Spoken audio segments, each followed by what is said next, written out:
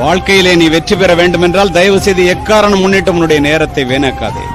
சென்று கொண்டிருப்பவன் நேரத்தை வென்று கொண்டிருக்கிறான், நின்று கொண்டிருப்பவனை நேரம் தின்று கொண்டிருக்கிறான்.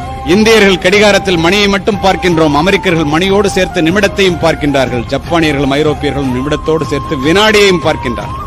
4 மாதங்களுக்கு முன்னால் சுவிட்சர்லாந்து நாட்டிலே உரையாற்றுவதற்காக சென்றுவிட்டு ஜூரிச் ரயில்வே ஸ்டேஷன்ல போய் உட்கார்ந்துருக்கணும்.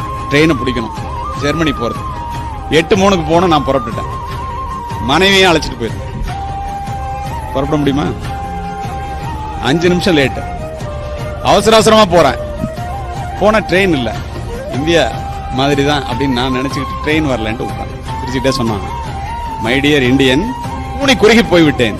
இந்த ட்ரெயின் 1 மணி நேரத்துக்கு 850 கிலோமீட்டர் வேகத்துல போறதுடா, நேரம் பாதி தூரம் போயிருக்கும், நீ லேட்டா வந்திருக்க போடாங்க. திரும்பி மனைவியை பார்த்தேன். ஒரு டிக்கெட் 57,000 ரூபாய், 2 டிக்கெட் 1,14,000 ரூபாய். பாக்குறத தவிர வேற என்ன பண்ண முடியும்?